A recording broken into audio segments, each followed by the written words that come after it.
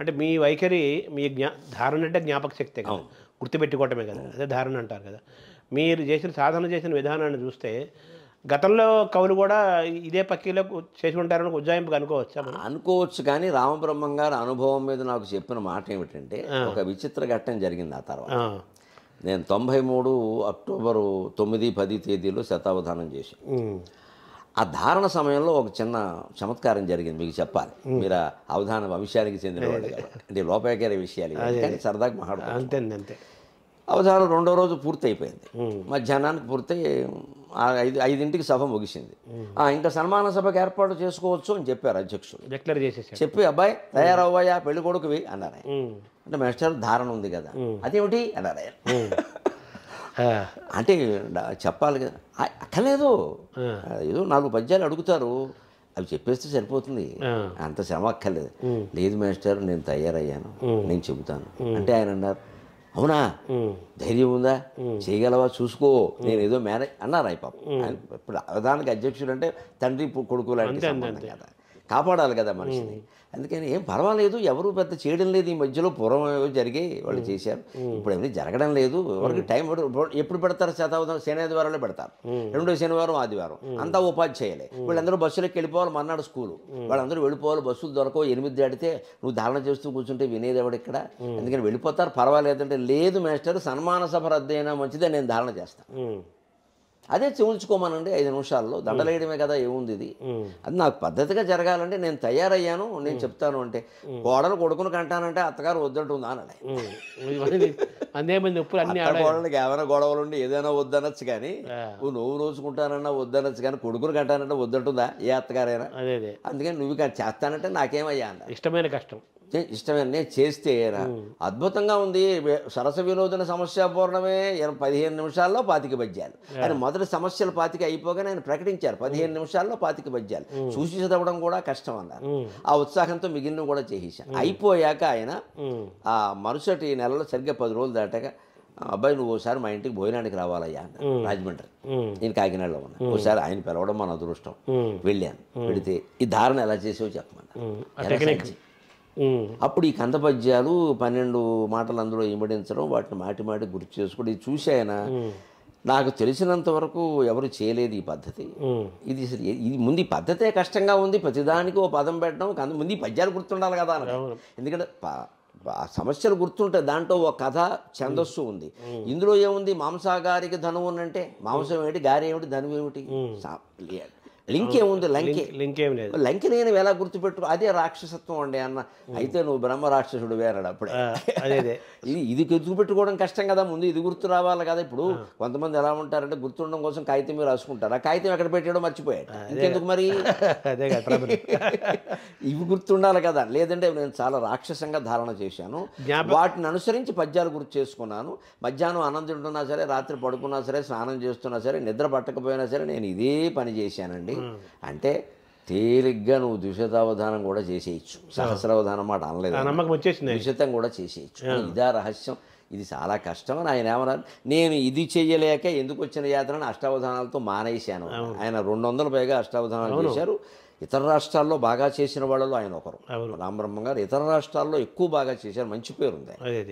శతావధానం జోలికి పోలేదా, ఎందుకంటే ఈ తలనొప్పి ఇదంతా ఏం పడతాం, మాకేదో ఉద్యోగాలు అని. ఇది బాగుంది అంటే పూర్వం వాళ్ళు ఇలా చేశారన్నమాట ఆయన కూడా అలా. నేనున్నది నేను అనుకునేది ఏంటంటే, తిరుపతి వెంకట కవుల ధారణలో వాళ్ళు మానసికంగానే అభ్యాసం చేసేవారు. ఈ పద్ధతి అయి ఉండదు బహుశా. వాళ్ళు మనుషులను బట్టి గుర్తుపెట్టుకున్నారు కదా, ఆ చొక్కాలు మనుషులు, పైగా ఆ రోజుల్లో చొక్కాలు ఎవడో దొరికేవాడు, బ్రాహ్మలే చొక్కాలు దొడుకురారు కదా, అంతే. అయితే వాళ్ళకి అప్పుడు మీరు గమనించుంటారు, 5 రోజులు 6 రోజులు జరిగేది సార్. వాళ్ళు మనం తక్కువ అంచనా వేయద్దు. మేము 2 రోజులు కాలమాన పరిస్థితులు బ్రాహ్మణ పృచ్ఛకులండి. వీళ్ళు సంధ్యావందనాలు మానేసి, దేవతార్చన మానేసి ఇక్కడ కూర్చుంటారు ఏమిటి, త్రికాల సంధ్య చేస్తారు. అందుకని 10ంటికి వచ్చి 12ంటికి వెళ్ళిపోయేవాడు, 3ంటికి వచ్చి 5ంటికి వెళ్ళిపోయారు. రోజుకు 4 గంటల నుంచి సమయం లేనప్పుడు 5 రోజులు చేయకపోతే ఎలాగా? అందుకని ఈ ధారణాభ్యాసానికి ఆయన కూడా ఆశ్చర్యపడి, ఆనందపడి, ఇదివరకు ఎవరు చేసినట్టుగా నేను చూడలేదు, ఇది పద్ధతి, ఈ ప్రాక్టీస్ని బట్టి చేయొచ్చు అన్నారు. అదే మోసలో సరే ఒక బండిలో నా 10 బస్తాలు వేసినప్పుడు 100 బస్తాలు వేయాలంటే 10 బళ్ళు కావాలి అంతే అని నేను ద్విశతావధానం ఏలూరులో చేసినప్పుడు 96లో, అలాగే సహస్రావధానానికి ఇదే ప్రణాళిక ప్రకారం వేసుకెళ్ళి సహస్రావధానం కూడా శీర్ష పద్యాలు పెట్టాను. కంద పద్యాలు అయితే అవే 100 అయిపోతాయి, మరి 750 పద్యాలు అప్పటి. శీర్ష పద్యంలో మీకు 4 పాదాలు పైన ఉంటాయి, కింద తేటగీత ఉంది. ఒక దాంట్లో 50 పద్యాలు, 50 పదాలు ఇమిడించవచ్చు. అలాగే 15 శీర్ష పద్యాలు, 15 × 50 750 పద్యాలు. అలా చేసుకుని అంటే 21 రోజులు అదే పని. అంటే అవధానానికి ప్రధానంగా ఉండాల్సింది ధార, ధారణ కదా. అంతే, ధారాశుద్ధిగా పద్యాన్ని చెప్పటము ఆసువుగా, తర్వాత ధారణ దాన్ని గుర్తుపెట్టుకొని తిరిగి చెప్పటం అనేది.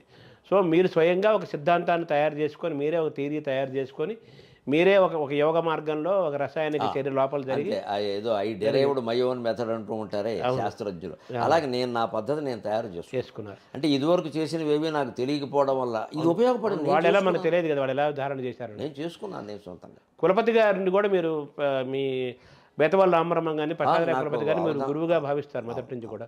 కులపతి గారి దగ్గర ఈ టాపిక్ ఎప్పుడు రాలేదా, ఈ ధారణ సంబంధించింది? ఆయన అసాధారణమైన ధారణ కదా ఆయనది కూడా. ఆయన అసాధారణమైన దాసలు ఆశువుగా పద్యం చెప్పడం విషయంలో కులపతి గారు చాలా గట్టివి. అందులో పద్యం పాడడం అనేది ఉంది, అది శ్రీనాథుడు నిలబడి పాడుతున్నట్టు ఉంటుంది. ఆయన అవధానం స్వయంగా నేను చూడలేదు, ఎందుకంటే నేను రంగప్రవేశం చేసే సమయానికి పృచ్ఛకుడుగా పాల్గొనే సమయానికి కూడా ఆయన అవధానాలు చేయలేదు. 65 అంటే నేను ఎక్కడ, నేను మానేశారు. నేను పృచ్ఛకుడుగా రంగప్రవేశం చేసింది 88. అప్పటికి గుంటూరులో ఆయన అధ్యక్షత వహించేవారు, మంచి ధాటిగా పద్యాలు చెప్పేవారు. అయితే నాలో ఉండే ఆశు కవిత్వాన్ని ప్రోత్సహించింది ఆయనే. అక్కడ దత్తప్రసాద్ అని ఒక హిందీ మాస్టర్ ఒక ఆయన, కులపతి గారి శిష్యులే కులపతి గారు. వీళ్ళు కాస్త ఇతనిలో పలుకుంది అని మన దత్తాత్రేయ గండూరి వారు, కడిమెళ్ళ వారు చేస్తుంటే నన్ను పృచ్ఛకుడుగా పెట్టేవారు. దేనికి పెట్టేవారు? చందోభాషణానికి పెట్టేవారు. అప్పటికప్పుడు నువ్వు చెప్తావు కదా సరదాగాను, ఆయనతో పాటుగా పద్యం ప్రాక్టీస్ అయినట్టు. మరి ఆ చందోభాషణానికి ఇతను కూడా కొంచెం పద్యం వేగంగా చెప్పగలిగేవాడు అయి ఉండాలి. అలాంటి వాళ్ళు పెట్టేవారు. నాకు అందులో కాస్త అనుభవం వచ్చింది. అలా కులపతి గారు కేవలం ఆశు కవితా ప్రదర్శన చేయించారు. నా 92 నేను అవధానం అన్నాను, కానీ అంతకుముందు ఆశు కవితా ప్రదర్శనలు చేశాను గుంటూరులో. అప్పుడు నాకు చిన్న బ్రీఫ్ కేసు ఇచ్చారు ఇప్పటికి ముందు నా దగ్గర. అది 1 గంట సేపు పూర్తిగా ఆశువులే, అందులో కూడా సమస్యలు దత్తపదులు అడిగేవాళ్ళు చెప్పడం. అలాంటివి కులపతి గారు, దత్తప్రసాద్ గారు దగ్గరుండి చేయించారు.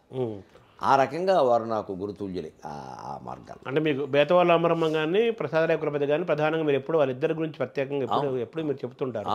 సో ఆశువుని మీతో ప్రాక్టీస్ చేయించడం ద్వారా, ప్రోత్సహించడం ద్వారా కులపతి గారు, రామబ్రహ్మం గారు మీ అవధానాలకు అధ్యక్షుడిగా ఉండి మిమ్మల్ని ప్రోత్సహించారు. రామబ్రహ్మం గారి ప్రోత్సాహం ఎలా ఉండేదంటే, ఊరికే ఏదో ఇతను మెచ్చుకుంటే నన్ను మళ్ళీ సంచాలకుడుగా పెట్టుకుంటాడు కదా అని ఒక గ్రూప్ మెయింటైన్ చేద్దామని చూసే మనిషి కాదు. చాలామంది కవులు పండితులు అలా ఉంటారు, నువ్వు ఎప్పుడు చేసినా నన్నే బిలే అన్నట్టుగా. ఇదంతా స్వార్థాలు ఇవన్నీ. ఆయన అలా ఎప్పుడూ లేదు. నేను మొదటి అవధానం చేయడిగానే ఆయన అన్నది ఏమిటో తెలుసా, అబ్బాయి ధారణ బ్రహ్మాండంగా ఉంది కానీ పాండిత్యం ఉండాలన్నాడు. అంటే కాస్త సంస్కృత సమాసాలు దాటి పెంచుకున్నాడు. దాక్షారామంలో కాస్త దాని మీద శ్రద్ధ పెట్టాను. మంచి ప్రౌఢమైన సమాసాలు అని ఇలా ఆయన బాగుంది, పలుకు బాగుంది అని చెప్పి ఇప్పుడు కాస్త రాగం జోడించి కొద్దిగా అభ్యాసించి సంగీతం అని మా శ్రీమతిని పిలిచి, అమ్మాయి వీడికి నాకు 4 రాగాలు నేర్పు అనేదో అనేవాడే. అంటే దాని మీద దృష్టి పెట్టడం. ద్విశతావధానం ఏలూరులో చేసే సమయానికి నేను నెమ్మదిగా ఆ సంగీత ధోరణిలో కాస్త రాగం తీసినట్టు పాడడం కూడా నేర్చుకున్నాను. సరిదంతర్మృదు భావ సంకలిత వాక్సారం ఉదీపింపగా అంటే అది నాకు కావాల్సింది అనేవారు. అంటే ముందు మామూలు ప్లెయిన్గా చెప్పేవాళ్ళ పద్యం అదేం లేదు, కానీ డ్రామాలో పద్యం పాడినట్టు ఉండేది.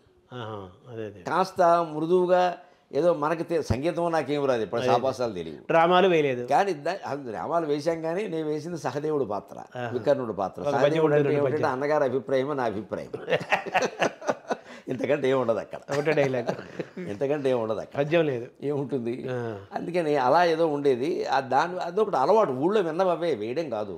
పౌరాణిక నాటకాలు చూసాం, పద్యం అలాగా, అది కొంత అలవాటు. కానీ భావానికి అనుగుణమైన రాగం, దాని రాగం అది అందుకునేలాగా అభ్యాసం చేయడం అనేది నేను స్వయంగా చేశాను. ద్విశతావధానం ఒక నది పద్యం చెబుతున్నాం, మన వసు చరిత్ర మీద అడిగారు.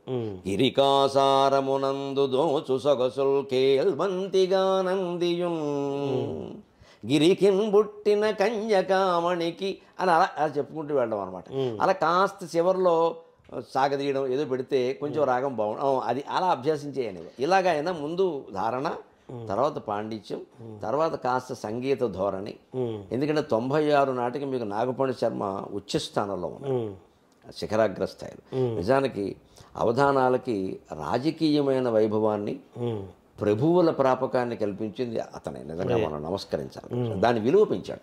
గ్లామర్, ఒక అవధానానికి మీరు ₹1,00,000 ఇచ్చినా తక్కువే అన్న భావన కలిగించాడు. స్టేటస్, గ్లామర్, ఒక రాజసం, అవధానాలకి ఒక రాజసం కలిగించాడు. అతను అవధానంలో చేయడం అతనితో పోటీ అప్పుడు, అంతే కదా మరి. అంతే కదా. మేడసాని మోహన్ బాగా సీన్ ఇప్పుడు ఆయన ఇంకా మనకంటే వయసులోనూ పెద్ద, అవధానాల్లోనూ పెద్ద, వాళ్ళతో పోటీ పడ్డాం. అలాగా ఎందుకంటే మనం పోటీ పడినా పడకపోయినా జనం అంటారు కదా, కంపేర్ చేస్తారు తప్పనిసరి.